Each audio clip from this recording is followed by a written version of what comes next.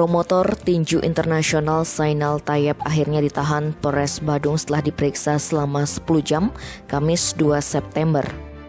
Pengusaha ternama asal Sulawesi Selatan itu diduga terkait kasus tindak pidana menyuruh memasukkan keterangan palsu ke dalam akte autentik dalam jual beli aset di Desa Cemagi, Kecamatan Mengui, Badung. Informasi yang didapatkan koran Bali Express di Mapores Badung menyebutkan pria berdarah Bugis itu menjalani pemeriksaan di ruangan reskrim sekitar pukul 10. Setelah menjalani pemeriksaan selama 10 jam, Zainal langsung diarahkan ke ruang tahanan di lantai 2. Dikonfirmasi terpisah mengenai penahanan tersebut, Kasih Humas Polres Badung, Ibtu Ketut Sudana membenarkan hal tersebut, namun dia mengatakan kasusnya masih diproses.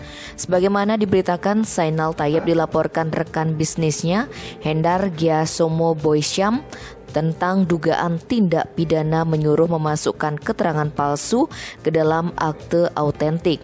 Kasus ini terjadi tahun 2012. Saat itu Zainal Tayyab mengajak korban bekerja sama dalam pembangunan dan penjualan objek tanah miliknya di Desa Cemagi, Kecamatan Mengui. Namun setelah menandatangani akte dan pembayaran, ternyata luas lahan tidak sesuai sehingga Hendar memilih menempuh jalur hukum. Tim Bali Express melaporkan.